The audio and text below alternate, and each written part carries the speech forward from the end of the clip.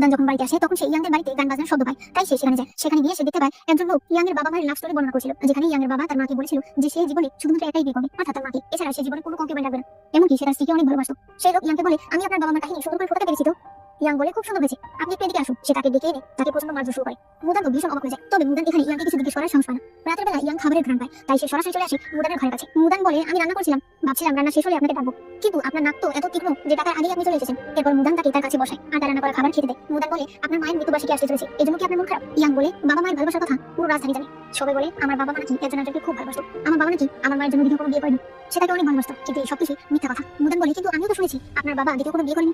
Young বলে, কারণ উনি বিয়ে করার কোনো সাহস পায়নি, কারণ আগে উনি আমার মাকে কথা দিয়ে রেখেছিল যে উনি দ্বিতীয় কোনো বিয়ে করবে না। প্রথমে যখন আমরা লোয়াং শহরে ছিলাম তখন আমাদের পরিবার অনেক ভালো ছিল, এরপরে যখন আমরা রাজধানীতে চলে আসি তখন এখানে অনেক মহিলাদের দেখে আমার বাবা পাগল হয়ে যায়। সে আরেকজন মহিলাকে ভালোবেসে ফেলে, তবে সে তাকে বিয়ে করে না, সে তাকে আলাদা এক বাড়িতে নিয়ে থাকে। এমনকি সে আমাদের বাড়িতে আসার কথা বলে যেত। আমার মা অসুস্থ হয়ে মারা যায়, কিন্তু আমার বাবা তাকে দেখতে আসে না। এতটাই গভীর ছিল তাদের ভালোবাসা। আমি তোমার ডিভোর্স হতে সাহায্য কেন করেছি জানো? কারণ আমার মনে হয় আমার মাও হয়তো তোমার মতোই ছিল। আমার মা যদি ওই সময় বাবা থেকে ডিভোর্স নিয়ে নিত তাহলে হয়তো আমার মা আজ বেঁচে থাকতো, তাই আমি তোমার ডিভোর্স করিয়েছিলাম যাতে তুমি ভালো থাকো। মুদান বলে, আমি শুনেছি আপনি ওয়াদা করেছেন আপনি বিয়ে করবেন না, এটা কি সত্যি? ইয়াং বলে, বিয়ে করে কি হবে, বিয়ে মানুষকে শুধু কষ্ট দেয়। মুদান বলে, হ্যাঁ ঠিকই, আমিও সিদ্ধান্ত নিয়েছি আমি আর বিয়ে করবো না। ইয়াং বলে, তুমি একটা মেয়ে, তুমি বিয়ে ছাড়া কয়দিন থাকবে? মুদান বলে, আপনি থাকতে পারি, আমি কেন থাকতে পারবো না? ঠিক আছে, আমরা তাহলে একটা বাজি ধরি, দেখি কে আগে বিয়ে করে। ইয়াং বলে, বাজি ধরলে বড় টাকা ধরো। মুদান বলে, হ্যাঁ ঠিক আছে, আমি বাজি ধরলাম 1,00,000 কয়েনের। আমি আগে বিয়ে করলে আপনি গরিব হয়ে যাবেন, আর আপনি আগে বিয়ে করলে আমি নিঃস্ব হয়ে যাবো। মুদান খাতা কলম আনতে চাইলে ইয়াং বলে, দরকার নেই, আমরা এখানেই সাইন করতে পারবো। সে টেবিলের উপর খোদাই করে সেখানে সাইন করে দেয়। হঠাৎ করে মুদান একটা কয়লা তুলে নিলে ইয়াং প্রচন্ড ভয় পেয়ে যায়। মুদান বুঝতে পারে যে ইয়াং আগুন দেখে ভয় পায়, তাই সে কয়লাটা নিয়ে তাকে ভয় দেখাতে থাকে। একসময় তারা দুজনেই পড়ে যায়। মুদান তাড়াতাড়ি তার বাগানে দেখতে যায় যে কয়লাটা কোথায় পড়লো। তখন সে দেখতে পায় সেখানে তার লাল পিউনি ফুল গাছে একটা লাল পিউনি ফুল ধরেছে। এতে তো সে ভীষণ খুশি হয়ে যায়। তারা সেখানে ড্রিঙ্ক করতে থাকে। ইয়াং তার গায়ে নিজের শীতের পোশাকটা দিয়ে দেয় যাতে মুদানের ঠান্ডা না লাগে। এখানে সিন কাট হয়ে যায়। পরদিন সকালে মুদানের ঘুম ভাঙলে সে তার সাথে ইয়াংকে দেখতে পায়। সে তাকে মন ভরে শুধু দেখতেই থাকে।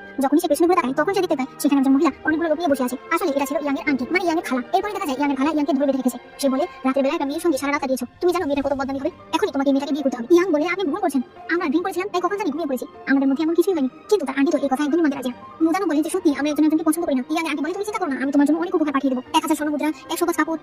ইয়াং তো এগুলো শুনে তাড়াতাড়ি লাফিয়ে উঠে বলে, মুদান তুমি বিশ্বাস করো, আমি তোমাকে অনেক ভালোবাসি, তুমি আমার সাথে অনেক ভালো থাকবে। মুদান তো প্রচন্ড খেপে যায়। সে তাকে সরিয়ে দিয়ে বলে, আপনি আর আমি শুধুমাত্র বিজনেস পার্টনার, আপনি এখন এগুলো কি বলছেন? ইয়াং বলে, দেখো আন্টি, আমি ওকে পছন্দ করি, কিন্তু ওই আমাকে বিয়ে করতে চায়। মুদান কিছু বলতে চাইলে ইয়াং তার মুখ চেপে ধরে। এরপর তাকে চোখ দিয়ে ইশারা করে বোঝায় যে এখন তাকে নাটক করতে হবে। এরপরই মুদান তাকে একটা চড় মারে আর বলে, তুমি যদি আর কখনো আমার পেছনে ঘুরো আমি তোমাকে বলে রাখছি আমি কিন্তু তাহলে আর বাঁচবো না। এই বলে সে চলে যায়। ইয়াং চিৎকার করে বলতে থাকে, আমি যাকে ভালোবাসি তাকে যদি বিয়ে না করতে পারি তাহলে আমি আর বিয়ে করবো না। ইয়াং এর আন্টি বলে, কত ভালো একটা মেয়ে। ইয়াং অবাক হয়ে বলে, হ্যাঁ। তার আন্টি বলে, এই মেয়েটাকে বউ বানাতে হবে। এরপরে দেখা যায় ইয়াং এর আন্টি মুদানের জন্য অনেক উপহার নিয়ে এসেছে। সে মুদানকে বলে, বলো তুমি কেন আমার ভাগ্নিকে পছন্দ করো না? ও অনেক ভালো একটা ছেলে। হ্যাঁ, ও করে করে হয়তো দেখায় যে অনেক খারাপ, কিন্তু তুমি আমার কথা বিশ্বাস করো, ও অনেক ভালো ছেলে, ও তোমাকে অনেক ভালো লাগবে। মুদান বলে, কিন্তু আমার ওনার মতো লোক পছন্দ না। তার আন্টি বলে, তাহলে তুমি বলো তোমার কেমন ছেলে পছন্দ?